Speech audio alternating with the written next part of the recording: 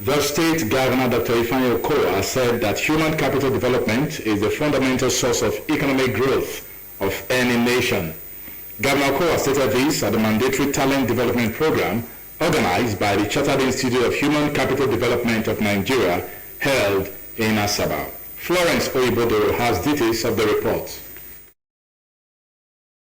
Governor Ifeanyi Okowa, represented by the Chief of Staff, Government House, Asaba, Chief Festus Agas, reaffirmed that human capital development was one of the cardinal points of the state government's Stronger Delta vision, as resources alone cannot drive the system without well-articulated individuals. While maintaining that the present administration was determined to upgrade skills and knowledge to remain relevant in the global markets, Governor Okowa said one of the ways to achieve the mandates was to adopt the local growth strategy to harness human and natural resources. Delta State, while we are busy with infrastructural development, we realize that the human capital is the most important capital that Delta State have. If we develop it, if we get it right, we will be forerunners in community of states in Nigeria. Right.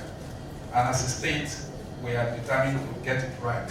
For his part, the national president of the Chartered Institute of Human Capital Development of Nigeria, Mr. Cyril Wele, explained that the mandatory talent development program was aimed at training members and brainstorming on global trends with a view to building human capital to make positive impact in the local environment.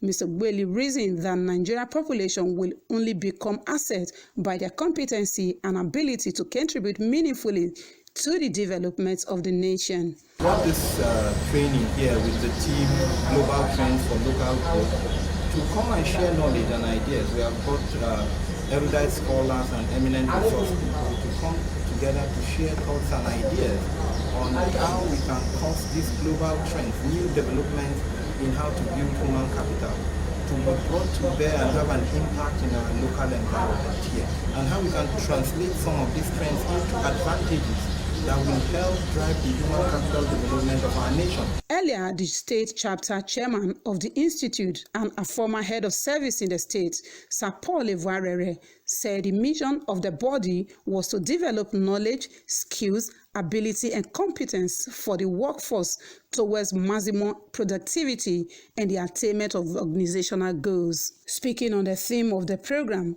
Human Capital Development, Global Trend for Local Growth, Sir Evarere noted that it was necessary for government and corporate leaders to synergize in building local capacity for sustainable development. How does Nigeria cope? How do we respond immediately to all these challenges and opportunities that are created by these problems? That is the reason why we are here. One of the resource persons from the Faculty of Management Sciences, Delta State University, Asaba, Professor John Ogbo, said if Nigeria must remain relevant in the global markets, the population must be transformed to human capital development by training and retraining of local brains in both private and public organizations to meet up with global competitiveness. What strategies can we use to compete with the giants? In my opinion, these parties have always termed the multinational corporations as the Goliaths and the countries as our David. The training, which attracted permanent secretaries, directors, and other stakeholders, featured special induction ceremony for 28 new members, fellowship, investiture, and presentation of awards to deserving individuals.